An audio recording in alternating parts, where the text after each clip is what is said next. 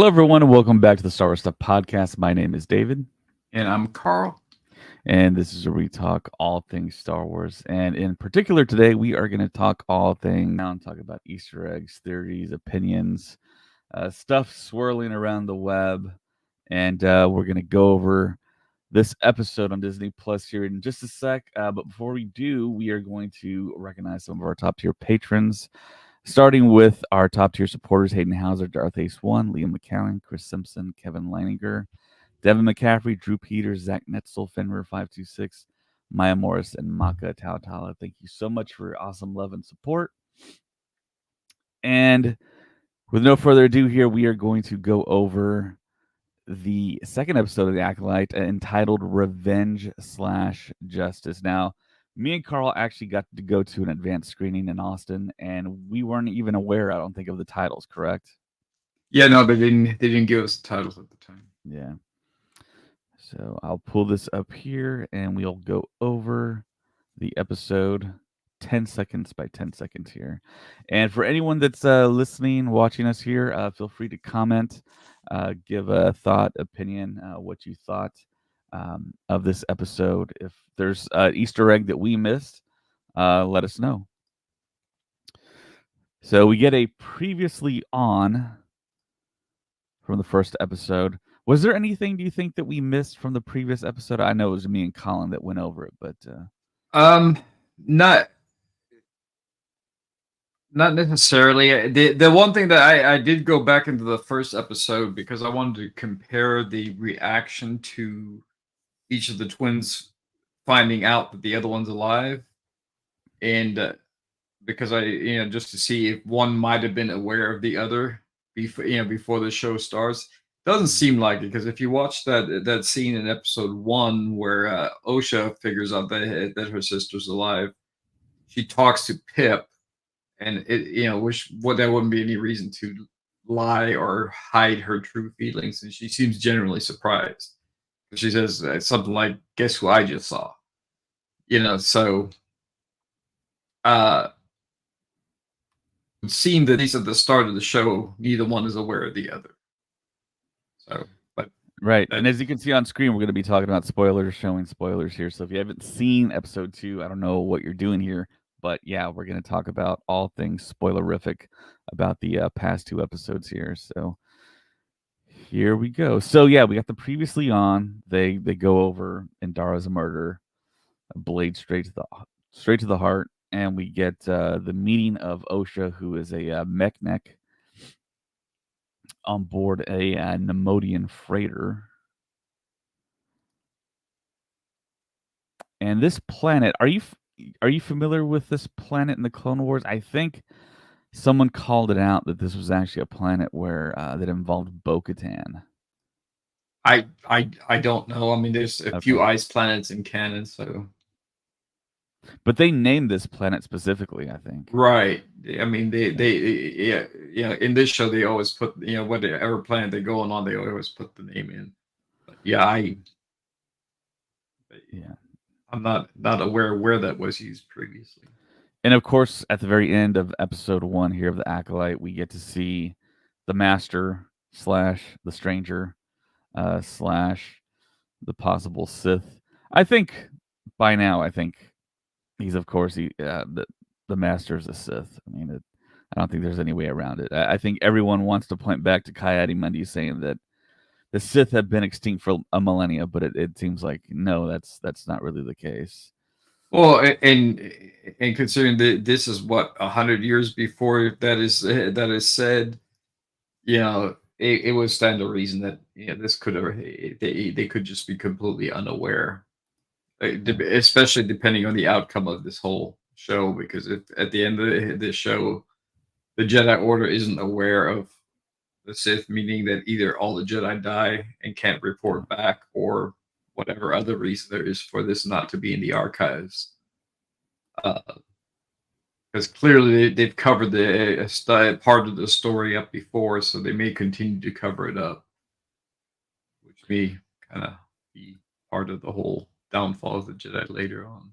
Right. The thing I really love is the fact that they're labeling all the planets they go to, just like what Rogue One did, and then they kind of strayed away from it in the sequel trilogy. And there's that whole thing in The Force Awakens where people thought that Coruscant was blown up by Starkiller Base that was really Hosnian Prime. And people were like, "What? What's Hosnian Prime?" And it's like kind of inside baseball stuff, but yeah, it wasn't Coruscant that got blown up. And if they would have had this simple labeling, people would have known. And this creature in the front here, I mean, it's clearly practical. Someone's in that suit dragging that cart along. By the way, I like the design job on this temple being kind of unique, like it's completely different design work from Coruscant. This kind of reminds me a little bit of the temple in Jedi Survivor. Mm-hmm. Like some of these glass panels that you see there is kind of similar to that temple design wise. And here we get the familiar gatekeeper, this time with 2 eyeballs instead of the 1. The very first time we saw it was in Return of the Jedi in Jabba's palace, and it's speaking Huttese, correct? Yeah. Okay. Not sure why, but yeah. You'd think that these doorkeepers could speak different languages, but apparently they only come with Huttese programming. So yeah, a kid off the street helps out May, and she slices her way into the Jedi Temple. What I thought was interesting is that she just kind of walks in and there's like literally nobody around. So this temple must be fairly small because there don't seem to be a lot of, well, obviously there aren't a lot of people inside. Right. And she comes across Master Torben, who is played by the same actor that played Tommen in Game of Thrones, if you're a Game of Thrones fan. Aged up. He's not. I don't think his hairline is receding this much. I don't even think he can maybe grow a full beard. Oh yeah, But he's like in his early 20s, right? yeah, and we do see him in some of the marketing, the trailers, the TV spots where he is in front of, I think, like Mother Anastasia, maybe that coven, and his eyes turn black. I remember that scene.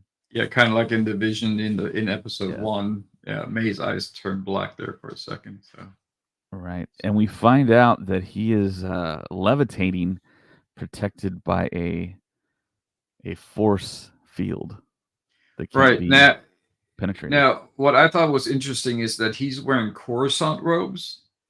Mm-hmm. So in the High Republic books, they make it clear that all the different temples wear different style robes, and you see the one of the temple guys that comes in later that wears kind of like a dark brown with the inner robe is brown as well. He's Right. not wearing that garb, so he doesn't seem to be like actual part of that temple group. He just seems to be hanging out there because again he's wearing the gold and white, which Mm-hmm. is Coruscant. So thought that was kind of interesting.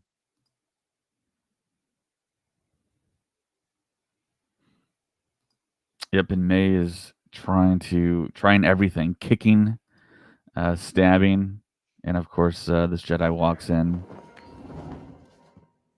You see there, you see the local robes. They're Right. completely different design, different belt, different everything.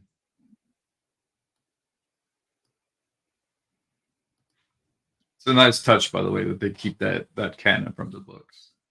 Yeah. And then we have the Acolyte logo where the O in Acolyte is split in two, of course, symbolizing May and Osha. You know, by the way, I did notice this, but it's the same in episode 1.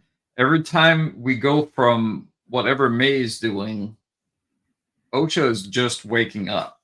Right. Like, and it's almost like she's watching in a way, like meditatively. Yeah, Uh, the notion of something akin to like the dyad situation that we had in the Rise of Skywalker and the sequel trilogy um, is kind of there. And maybe there's something similar, or maybe it is a dyad between 2 potentially strong force users.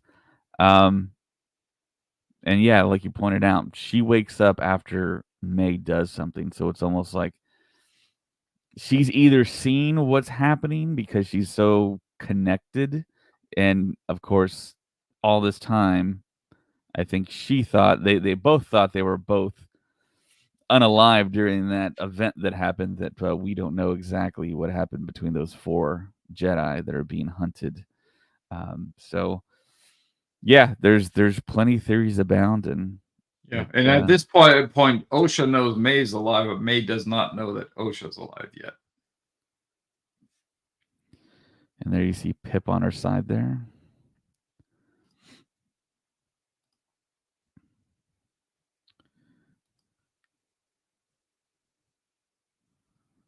And we get a conversation between Jackie and Osha, and she basically tells her who she is, what she's been doing. But by the way, is it just me, or is that some weird innuendo kind of going on between those two? Because she says, and I'm way more flexible. And then the response is, I'm flexible too. Like, okay. It almost seems like they're flirting in a weird way, which is odd. But I didn't get that because they're talking about the fact that she's an organic being that works on the outside of ships, and that's really only primarily for droids like an astromech, like an R2 unit. And I think she's just talking about how she's just better at doing the job because she's organic. She's more flexible than a droid, which it just seems it just seems interesting to me that with this Jackie character in particular, there's this scene, and then there's the scene with what's his name, Yord, in episode 1, where they also have this weird like semi flirtatious talk going on. That didn't feel flirtatious to me at all either. It just felt like maybe almost like a high school type of interaction between the two. Them going right, but what I thought was interesting is here she seems interested in that weird like potentially, hey, how are you kind of conversation, and with George she's kind of almost disgusted, like put on your shirt, when he's standing there. Yeah. I mean, I think she's just kind of annoyed by him. But to me, it feels like Jackie right here is still in an investigation mode, in a sense, and she's suspicious of everyone. I think she might come out as one of the key characters here in the whole show. And I'll bring up where I was going with that after we go through the episode, because I think there might be a plot point. Pip is also very flexible.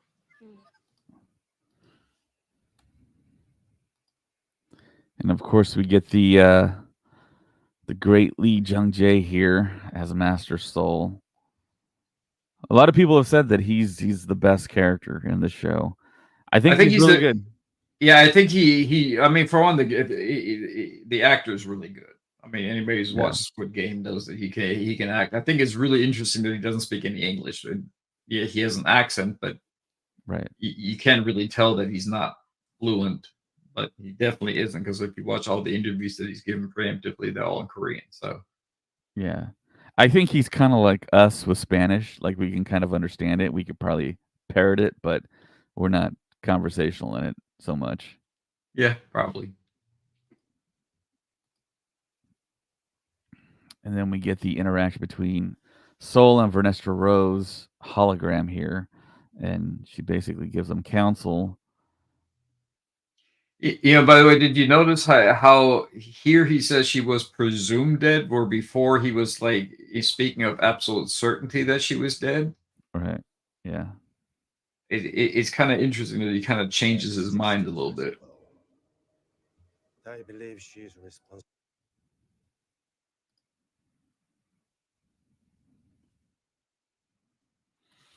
Yeah, so I think at this point they know that it is May, and they kind of reveal that to the audience because, of course, Osha's with Soul, right, Jackie, and Yord here.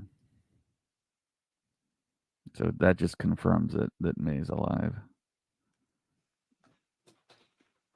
And Venestra actually flat out says that too. That yeah, there's no way that she can be the one doing this because she's with you. So. By the way, one thing that's different about this Venestra character in this show that versus the books, like in the books, she's not like very political, and she does this whole like let the force guide her thing. Yeah. Here now she seems like very by the book, and Right.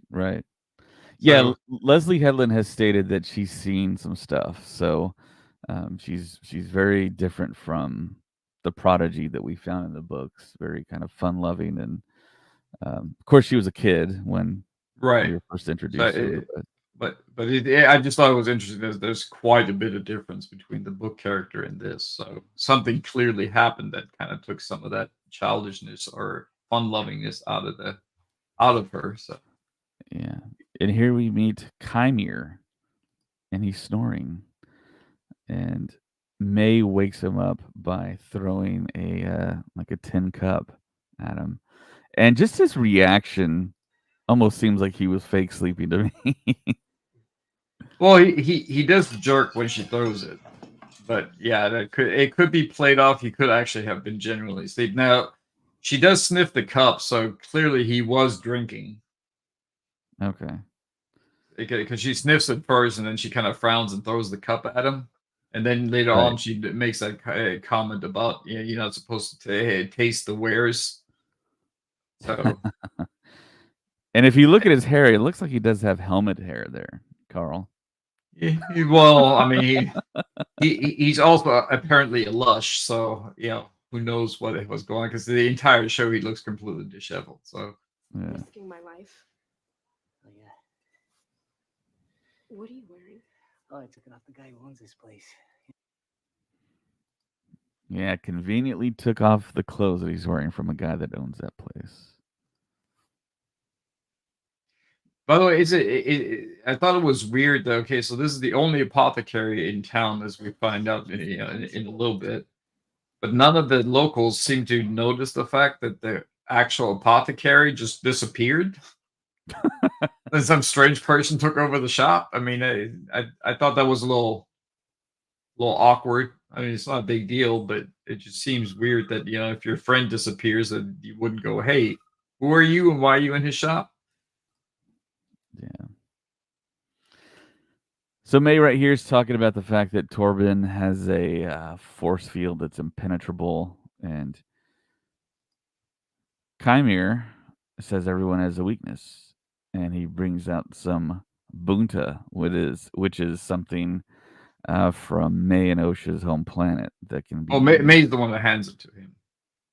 He doesn't actually bring it out. Yeah, she actually has the poison. She hands it to him.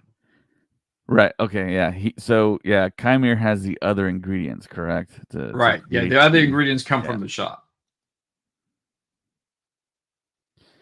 And there we have the explanation that May has to kill 2 other Jedi, and the 2 other Jedi, I guess, would be Sol and Kelnaka. Yeah. And then they have a conversation that's a little enlightening in regards to the Master. That the fact that she has to kill without using a weapon.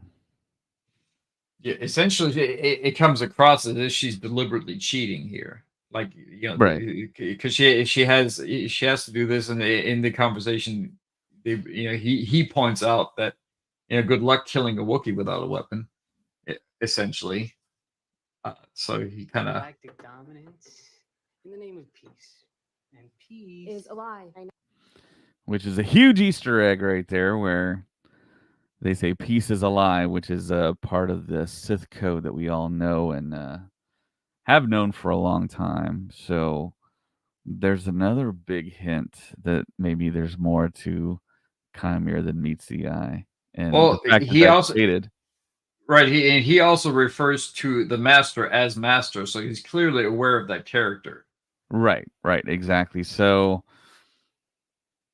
there could be more than one like type of acolyte here. I mean, May could be an acolyte, he could be an acolyte, or maybe be something else.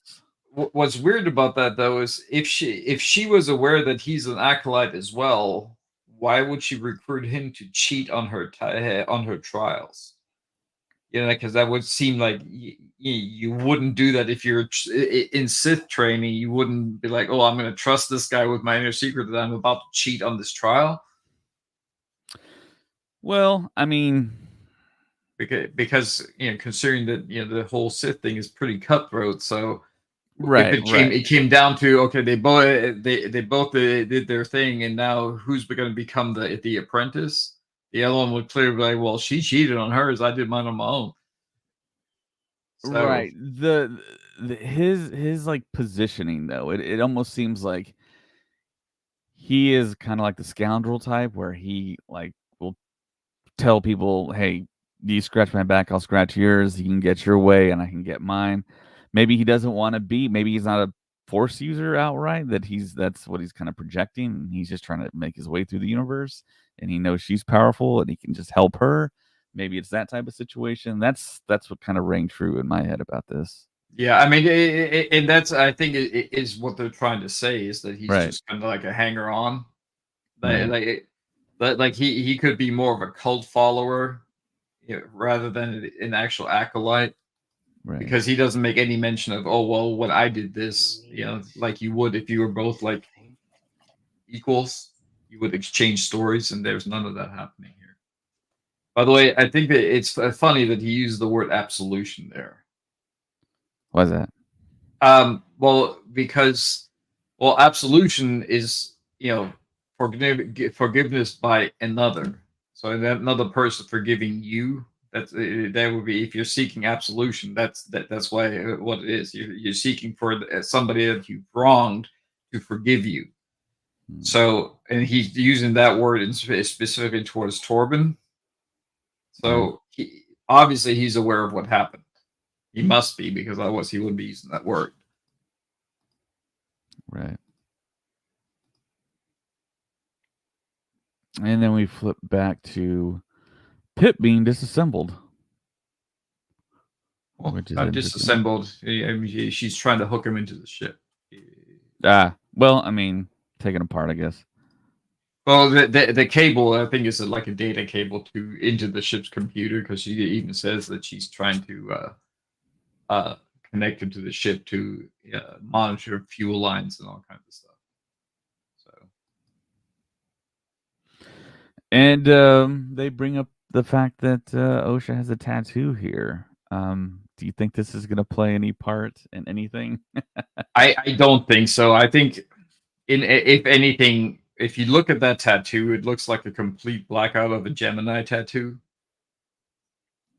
So Right. so maybe that's just a little bit of a hint that, oh, I'm a twin. Yeah, here you go. She does say that it was a bad night out with coworkers that led to that tattoo. So Right. I don't know the iconography as far as Star Wars goes, so I don't know that necessarily means anything specifically within Star Wars. So I think this is literally just like, yeah, I got a tattoo while I was out with coworkers. I don't think there's any great meaning as far as the actual like awareness of the characters themselves go. They may be leaving a little bit of an Easter egg. Hey, look, I'm a twin, but I don't think this is anything in storyline. Right. And of course, Gemini is the constellation, the zodiac for twin, for twins in the zodiac. And of course, we're dealing with twins here. And the interesting thing is that I don't think a lot of people know this, but Kathleen Kennedy is a twin. Right. She has a twin that they're not. I mean, you can tell them apart, but I mean they're fairly identical. And the other interesting thing is they are Geminis as well, Mhm. which Nope. is kind of wild. But I was thinking, it's like, well, okay, so they introduce the tattoo thing. I'm thinking maybe there's going to be a situation where they got to distinguish one from the other. Well, yes, that may be a thing, but at the same time, they already have distinguishing marks, because May has that symbol on her forehead and she does not. So Right, I was thinking about that too. So, I mean, have we seen May's forehead uncovered? Yes. Or actually, not May. OSHA. OSHA. Have we seen her forehead? We've seen her Okay. forehead. Okay, because I thought about that and I was like, I don't remember actually seeing anything. But yeah. Well, we see her forehead as a kid, and we see there's several scenes where the hair on her forehead moves around. You can like right there, you would see the white of those markings underneath that, and you don't, unless she's covering it up with makeup really, really well, which is unlikely. Yeah.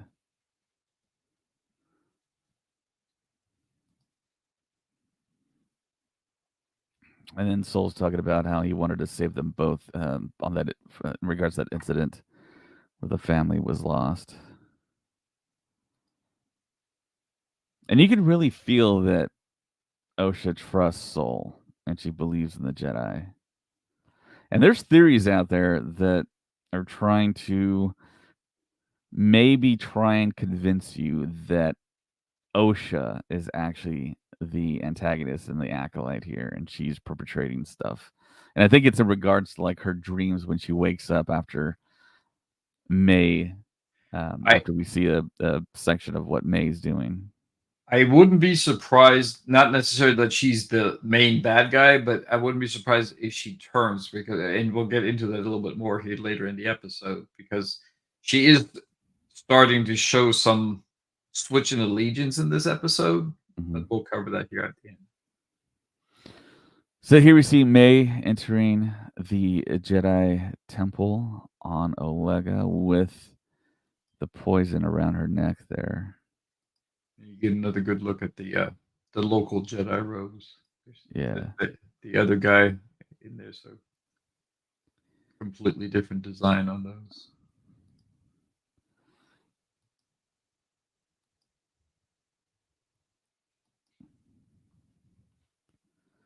And here we get a little bit of a talking to by Jackie to the kid on the street that I guess May sort of employs there.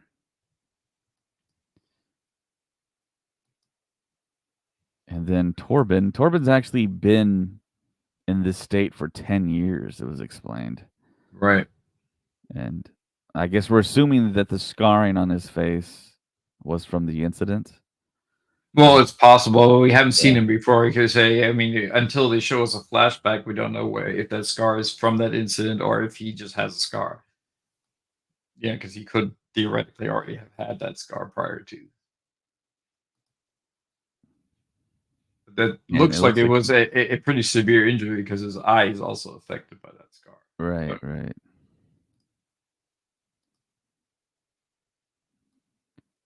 And then here's the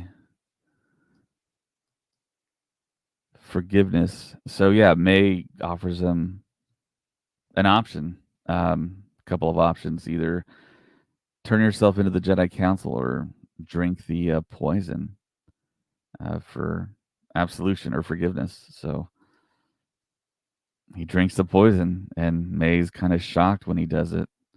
Right. So now the way I interpreted that is that he wants to protect the Jedi Order at all costs. Because if he goes in, that becomes record.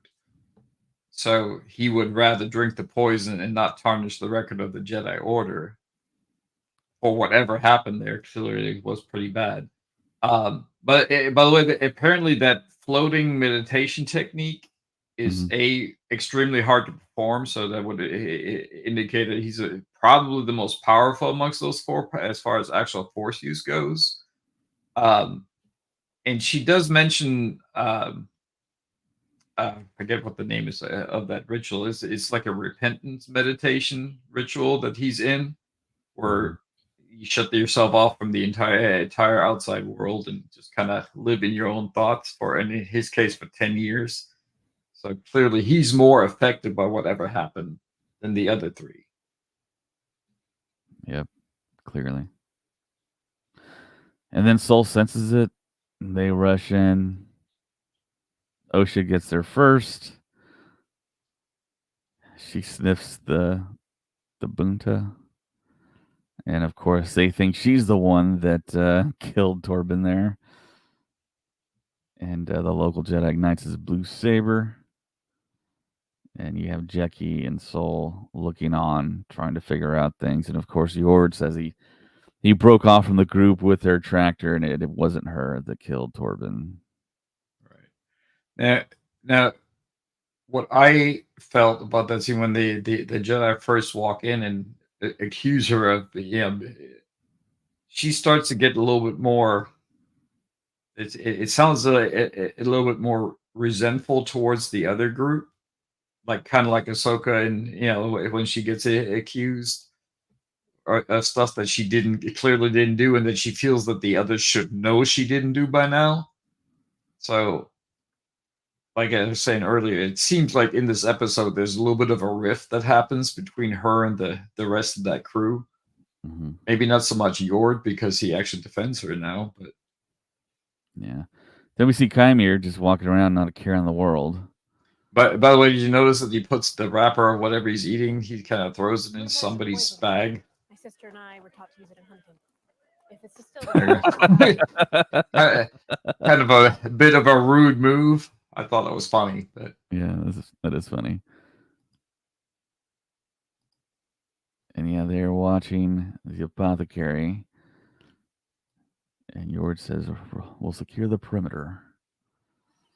And then Jackie chimes in with a better plan, which Soul likes.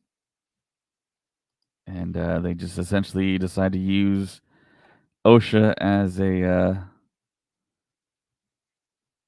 as a well, what's the word, Carl? She's not decoy. Yeah, more or less decoy. By the way, did you notice that Yord's reaction to being rejected there is actually kind of un-Jedi-like? Because he gets this look on his face like his feelings are hurt, that Soul overrides him with a Padawan's idea. So I don't know what the history is between Jackie and Yord. There may be some sort of conflict or rivalry going on, because the second Soul goes like, "Yeah, okay, your plan's stupid. We're gonna go with hers," and takes the stun gun away from him. He kind of gets this look on his face. It's a good one. Yeah, You he's look got at his the face. stun look. He's like, "What? What are you? What?" So I thought that was interesting, especially considering that he kind of aligned himself with OSHA. So Yeah. if there is actually a split of OSHA, I wouldn't be surprised if Yord goes with her. And you look at the actual gun there. That looks like it's only for stunning. I guess. It would be in line with Jedi because they don't use blasters, but a stun Right, gun right. would make sense. Yeah, it is. It is quite large, though. I guess that's since it's older tech, it's larger, maybe. Well, that, or maybe it's just more powerful for the stun portion of it.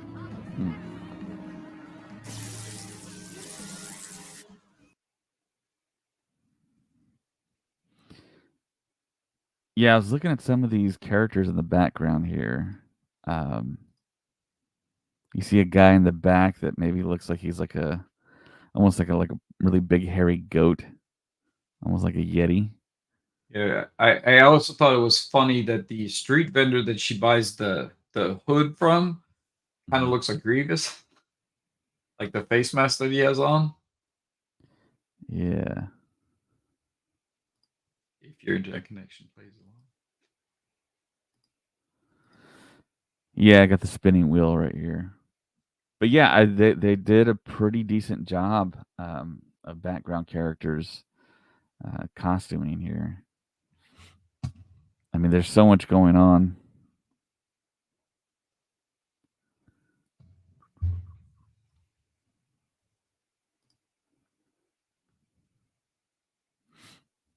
I'm just gonna refresh it here. There it goes. Yeah, look at that guy's face mask. Yeah. By the way, you remember in the early scene where we were talking about Pip being the Pip guard being disassembled? Apparently, that head just pops off and it retains full functionality because she uses him as a communicator badge right now. Okay. It's just the head, not the main body, because the main body is just like a multi tool. It's from when she was working. Okay. I kind of see that. Yeah, I think when we were watching it, I thought the body was maybe in the vest, and I really didn't even concentrate on that. But yeah, it's just like a It's like a like a pin on. bar. Yeah. Yeah. Interesting. I haven't heard But anyone by the else way, point out. whatever is underneath the pip drawers, yeah, there's the mask I was talking about. See how that kind of looks like Grievous' mask? Yeah. Thought that was kind of interesting. I mean, that's just probably just kind of like, hey, look at this. I don't think that's anything related to Grievous, but it's just one of those things. Oh. Hello. And see how he says that. Oh, I mean, it's like he knows to me. Well, she also doesn't behave like May. Like Yeah. she just kind of walks in there insecure, like, "Hey, how's it going? I was looking for you." It's not.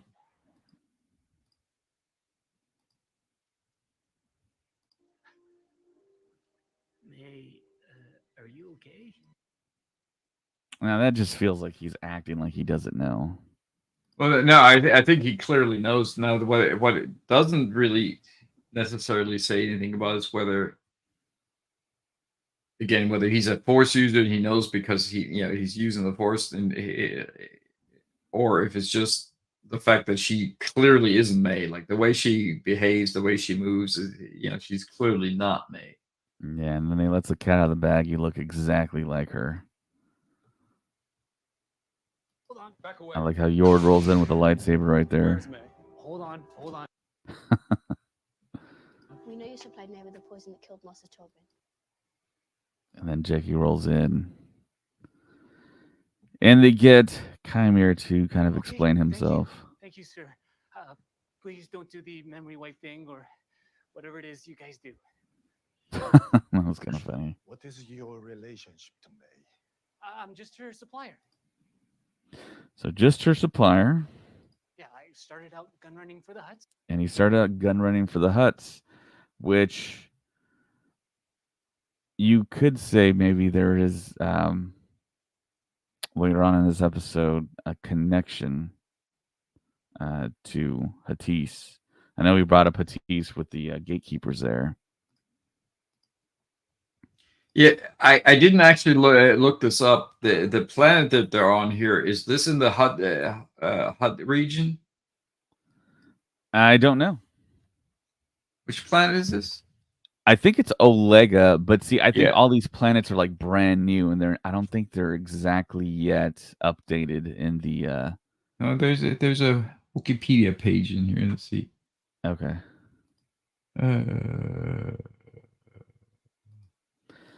And then it looks like Chimera rats are out. She's gonna be here tonight. In regards to Osha or May, I keep on getting them confused. Oh, by the way, that repentance vow is called the Barrage vow. Okay. Oh.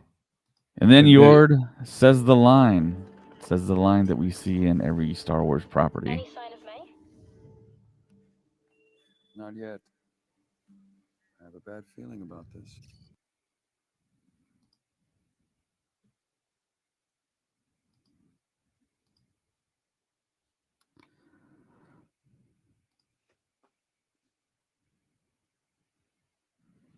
And then Soul, his version of repentance, I think, is to talk to May, try and get her to understand that they were trying to do what was right.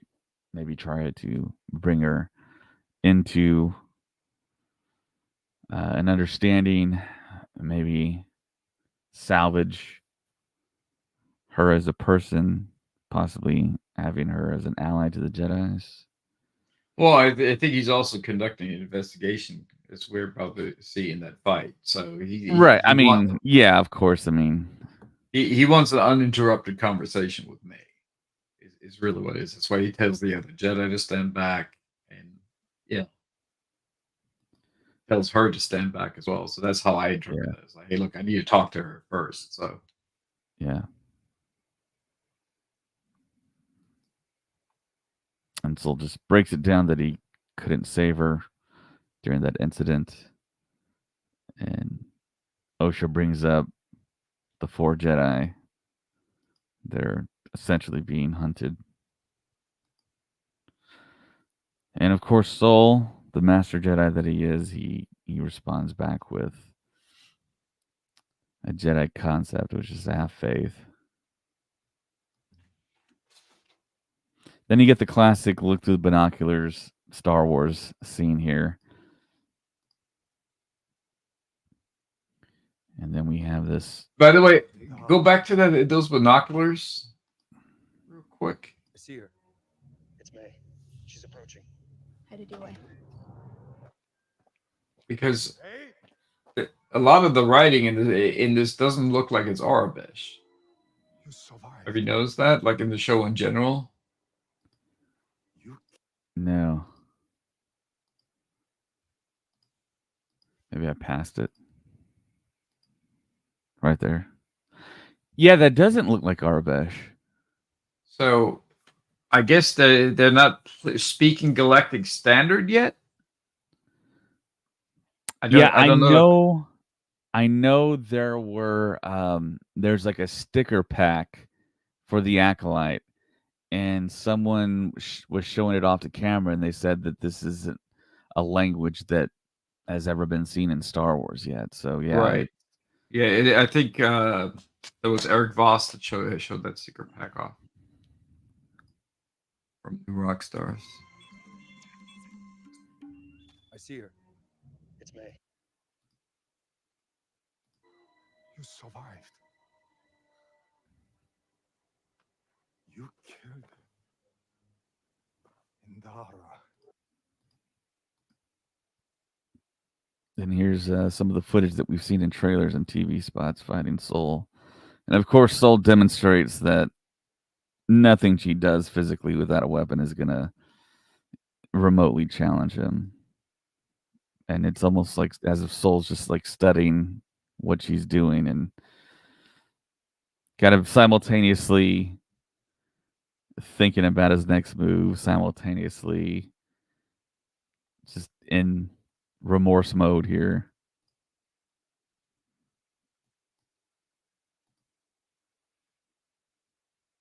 But by the way, so this is the second fight where May reaches for the lightsaber of the person she's fighting. Right.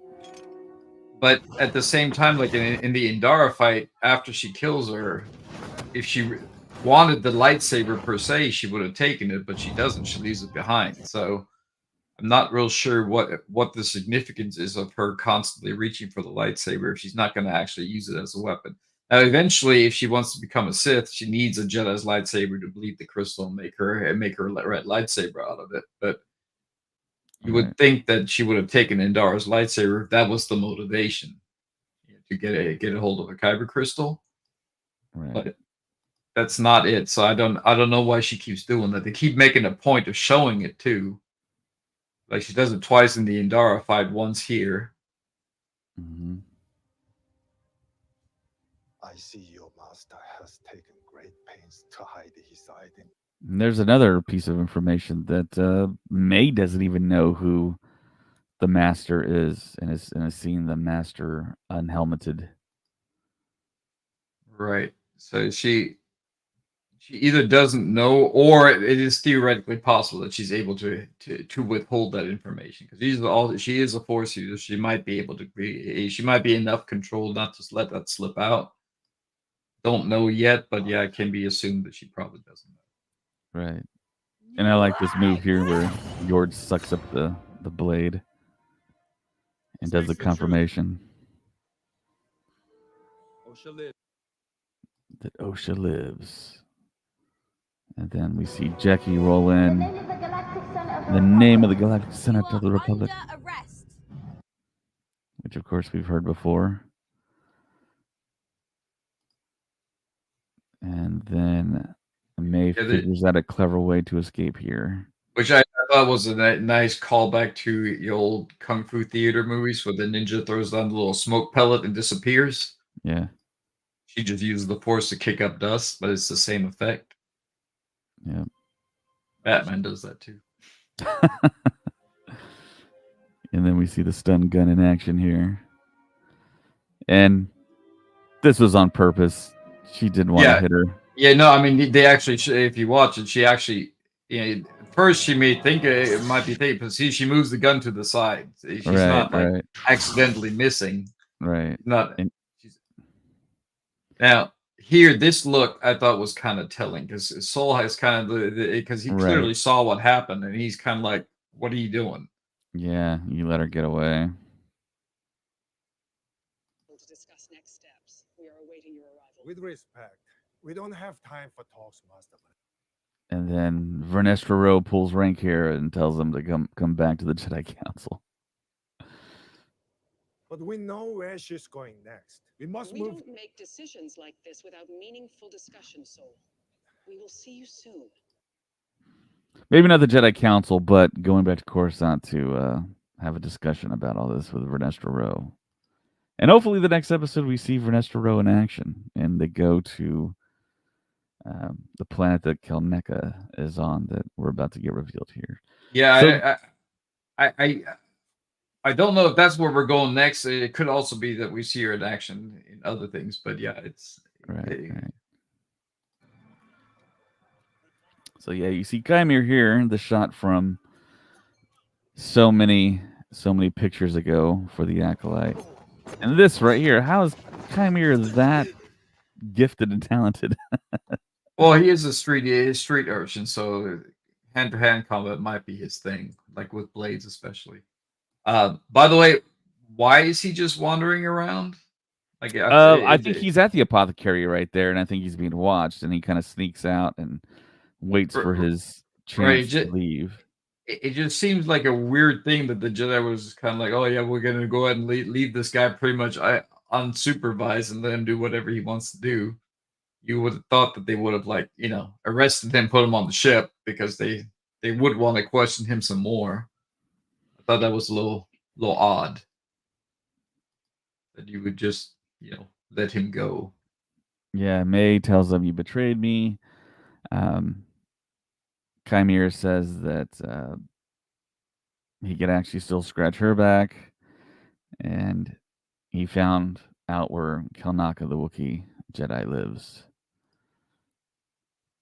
And of course, that local Temple Jedi loses sight of Chimere, and we head out to Kofar, which is a foresty planet, a lot like Kashyyyk and the forest moon of Endor.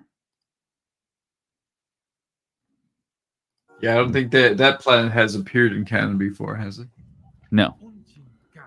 And in Huttese, as you can see in the closed captions, you have, I guess, two of the scouts that Chimere has employed, maybe, to maybe discover where Kelnaka was hiding. And maybe this is the ship that Kelnaka made his way out to Kofar and created a living arrangement out of it. And then we see Kelnaka for the first time not wearing pants, as every Wookiee does not do. Now, he seems a little more aggressive than any of the other Jedis because the reaction there. I mean, yeah, okay, he force pulls the gun, but the whole I'm gonna snap it in half and continue to yell at you. I don't know if he's acting mad, kind of like the just to scare them away so he doesn't have to do anything, or whether he's actually got the Wookiee temper going on. Yeah, I think it's a combination of all of that. I mean, being in isolation, the Wookiee temper. Because he doesn't pursue him after they run away. He just lets them run away. Yeah. Has to be super terrifying to run into a Wookiee in the forest all alone there, even if you were with the buddy. But yeah, if in case you didn't know that this Wookiee Kelnaka is actually also played by the actor that played Chewbacca in the sequel trilogy, Jonas Swantaba, who will do a lot of convention appearances. If you ever have a local con, he's more than not out there, unless he's working on something. I think he had an appearance set for either Chicago or Dallas, and he couldn't make it due to filming, I think, Wednesday for Netflix. Yeah, and that dude's huge. Like, he's not just tall, but he's Yeah, a I mean, big guy.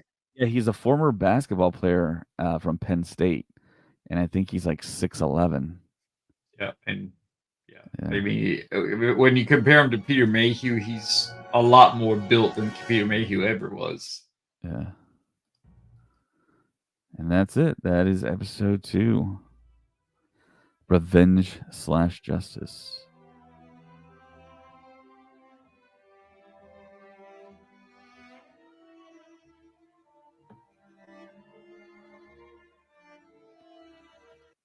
Yeah, so like I was saying, it kind of seems like at least it's maybe a misdirect too, but it seems like there's a little bit of a rift happening between OSHA and Soul in particular, but because like when we start the show talking to each friendly, and then the first time there's a little bit of a discontent between them is in the when they accuse her, and then there's the scene later when she deliberately misses, which also indicates that she may choose her sister over the Jedi, because if if she had the best interest of her sister in mind, she'd bring her in. I mean, she'd actually put her down and have them bring her in, and so that she can actually talk to her. Instead, she lets her sister continue on with the killing spree. Mm-hmm. So that's what I'm saying. It kind of seems like maybe she's turning on on our Jedi crew, but we'll see if that trend continues. But they clearly started to sow those seeds that maybe there's a little bit of a separation happening there. So Bradley Mackey watching us on YouTube. Thank you very much, Bradley. Asked the question: if May is the acolyte, maybe she's trying to steal a lightsaber in order to kill her master, the mask guy. Well, possibly, but the thing here is she's an acolyte, not an apprentice. So she's in the pre-stage of it. She's essentially applying to be an apprentice. So could that be the case?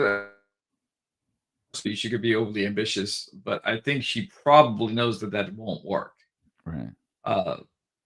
And plus, the whole sequence is, okay, you're an acolyte, you become an apprentice, you learn from your master, who is an apprentice to another master, and then help him kill kill his master, which then makes him officially the master and you the apprentice. So that's kind of like the succession order. And until you complete your trials, you don't get a lightsaber, because the end of the trial is take a Jedi's weapon, take the kyber crystal, bleed it, turn it into your lightsaber, and then you have your red blade. So what's the logical Your reason? What's the logical reasoning for reaching for the lightsaber every time she fought a Jedi? There, was it maybe just like to disarm, or was it to distract? Well, the thing that I don't know is I don't know what the exact rules are here. Maybe killing a Jedi with their own weapon counts as killing a Jedi without a weapon. Right. Okay.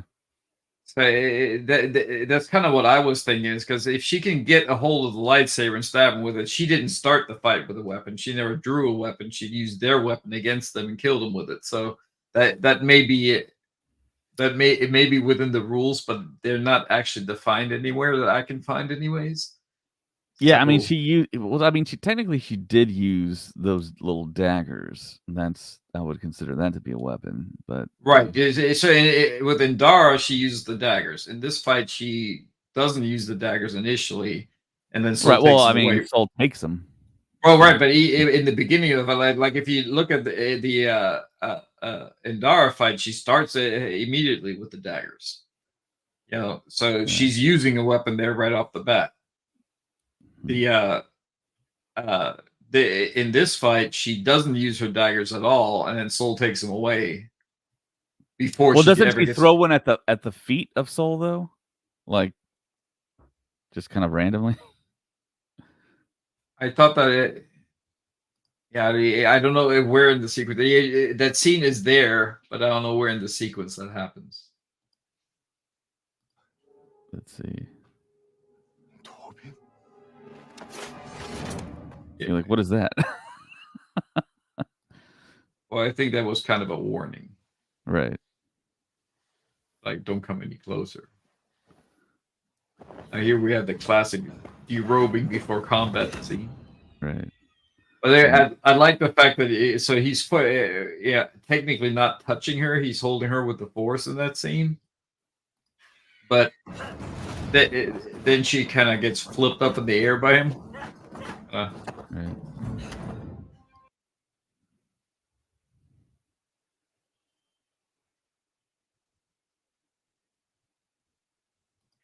Yeah, I was going to bring up the fact that we haven't even talked about the composer yet for the Acolyte. It's Michael Abels, who did the there you see his name, music by Michael Abels. He actually worked on Us and Get Out. That's the same composer. And has your opinion changed at all in regards to the score at all? It's very, very understated. Okay. I mean, it makes sense from where he comes from because he does mystery movie kind of things. Yeah, but because you have a lot of these like octave drops and stuff like that in there. Yeah. But it's not like your usual Star Wars style music where you get that big crescendo when the fight starts. There's like if you listen to John Williams, you have the silence before the fight starts, and it slowly builds into a crescendo. That never happens in the series. There's never that big Even the credit music, it's good music, but it doesn't have that Star Wars kick to it. Right.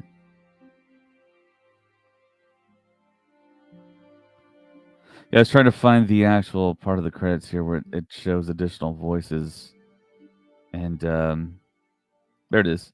Additional voices: David Collins, Terry Douglas, Robin Atkin Downs, Michael Ralph, Helen Sadler, Sam Witwer, Matthew Wood, Shelby Young.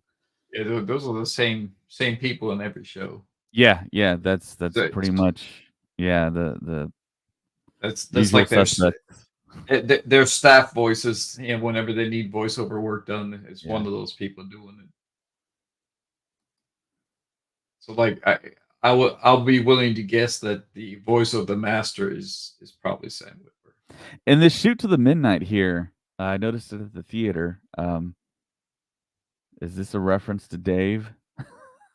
No, I think this is actually Headland's production company. Okay, it just has that coincidence that this is Two Wolves, and in Ahsoka they dealt with the Two Wolves motif with Shin and Bale in there. Let me look that up real quick.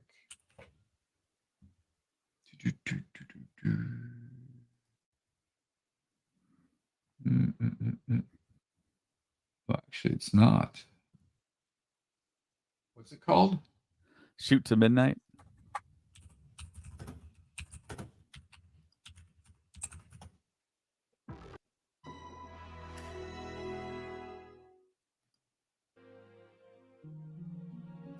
It's at the very end. Yeah. Yeah. Shoot to Midnight.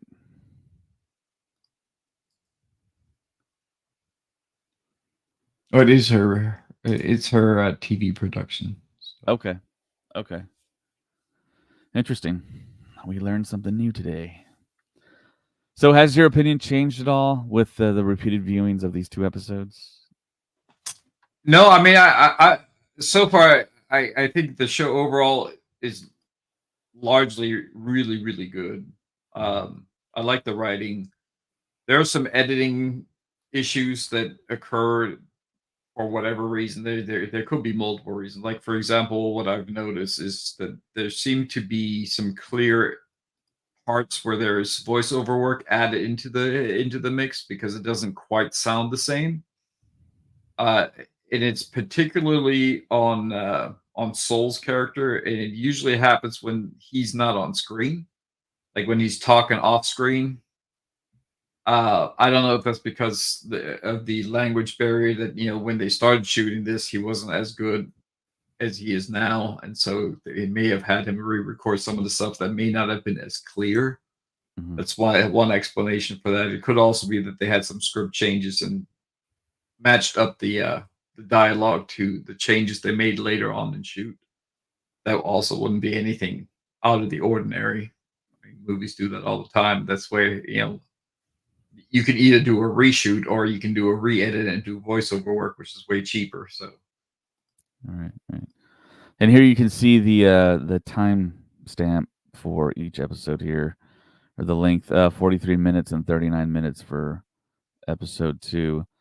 Allegedly, episode 3 is going to be in the 40s, is what I'm hearing, and it's supposed to be a very interesting episode. Might be divisive. Who knows? Because you've seen different reports from different people that have seen this third episode who got the screeners. So we shall see what it changes. But I suspect that we're actually going to get to see the coven and maybe parts or maybe the whole incident that took place where Ocean May lost their family. yeah, I think we're definitely due for that flashback episode because we've introduced all the characters now. Right. Now, if they're following the same path or same pattern that they followed so far, it will probably open up with Kanaka, with her fighting him, because that's what they've always done. The first episode opens up with an Indara fight. The second episode opens up with the Torben fight, or at least the first one when she tries to actually engage him. And then, so it would stand to reason that before we even get the Acolyte logo, we're going to probably see her try to fight or, fully fight Kanaka. I don't think she's going to succeed in beating him. I think, based on the conversation that she has in this episode, it would stand to reason that she's fully aware that she can't really straight up fight him. Yeah. So it's pretty cool to see a Wookiee use the Force in live action. That's right. That was really cool to actually see something like that. There's a TV spot that was just released where we see a lot of different action, especially with Jackie, and we see a little bit more of the Master fighting the guy in the black helmet. So I don't know, maybe that's the next episode, but apparently a couple things that I do remember that Leslie Headland did state. She stated that there is a Alien episode, and I think she's referring to Ridley Scott's Alien. Yeah, I heard that too, but I don't know. I don't know if she's taking a nod from Dave Filoni doing the Creature episode. How he likes to insert that one episode where there's the random big monster in there that needs to be fought for whatever reason. I mean, we already got a face hugger in the series, so Star Wars version. But the big episode apparently is episode 5, like the big action episode. Yes, that's the other thing too I was about to mention. Leslie Headland did state that she was asked in an interview, what is the episode of the series? What's the big episode? She does state that it's 5. No one's seen episode 5 yet. Maybe they'll stick it back in theaters. Maybe we can go back and check it out on the big screen. Maybe it's something big, like a huge revelation. Maybe a Plagueis level type of event. That would be awesome. It's also possible, by the way, that that episode 5 is the actual flashback episode. Yeah, because I was thinking about that because we're due for a flashback, and I would actually prefer them kind of give us that a little bit earlier so that we know. Because we're 2 episodes in, by episode 4, I would think they would want to tell us what the background story is, so that you can then head for the finale with a little bit of speed, kind of explain what everybody's motivation is. Maybe drop a little bit more information on the Master so you kind of have a feeling for it, and then kind of have the Master reveal in episode 5 and then sprint for the finish. I'm hoping that that's what she means by big pop episode in episode 5. So that's where we learn who that actually is, or how all that generally fits together. But I guess we'll find out. Yep, we'll find out this Tuesday, and of course, like always, for the rest of this series, we'll do a pre-show and a post-show for the episode, and we'll do it live, and everyone in chat can ask their questions, give their thoughts, theories. By the way, the question you popped up earlier, did we actually answer that? We kind of gave Because that our one we opinion answered. on it, because I kind of brought up, okay, so what would be the reasoning behind, because we know that she's not trying to she's been instructed not to use a weapon Right. in the first part of her, I guess, Sith trial. And like as far as this question goes, is she trying to steal lightsaber? Clearly not, because she leaves Indara's lightsaber lying on the ground, so she's not interested in taking a lightsaber. Right, but I mean, yeah, it's a little muddied, because maybe that was the first part of the first phase of the 4-phase revenge Sith trial, because the first phase is don't take a lightsaber, but she was reaching for Indara's lightsaber. So Right. I mean, she's does it doing twice that in same that move. fight. Yeah. So yeah, it's, I don't know. Now, one thing that is not visible, because I looked for it, I wanted to see if Torben's actually carrying a lightsaber. I believe he is. Because they don't, because I didn't see it. I went through that, and I don't think it actually shows lightsaber on his belt or anything. Also, when he's lying dead on the ground, there's no lightsaber there. Muta is a point. Really? Now he's, that vow that he's taken is a complete disconnect from the Jedi Order. Like, he will not interact with the Jedi Order at all while he's in this state. Strength. See, they show him floating, and you think that the lightsaber will be dangling off his belt, but it's either not visible because under the robe. Right. But she also doesn't make a reach for it there either. Yeah, every time I see a Jedi, I look for their lightsaber. See, but not wearing one. Yeah. Yeah, it doesn't look like he actually has one. Just like when he's laying on the ground later when he's dead, there's nothing showing. Interesting. And May doesn't have a lightsaber. Yeah, she didn't take it because we would see it when she's ready, making her escape. So I don't think he actually has his lightsaber anymore.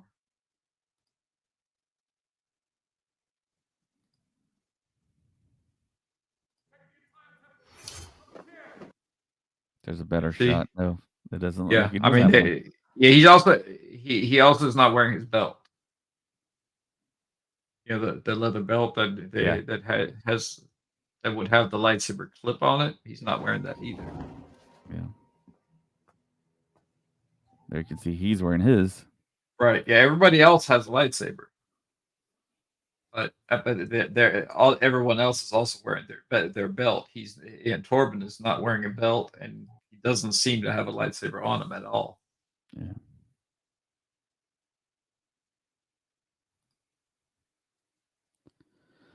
Well, all right. I think that is our breakdown and Easter egg review for episode 2, Revenge Justice, of the first season of the Acolyte. Hopefully, there's more seasons in the future. But yeah, thanks a lot, Carl, for joining.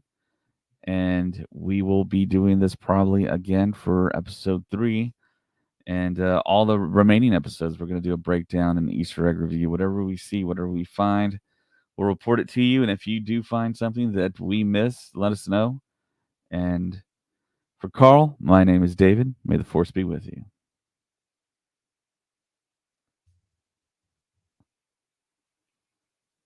Always. You waiting for me to say always? That's the tradition here. Yeah, okay.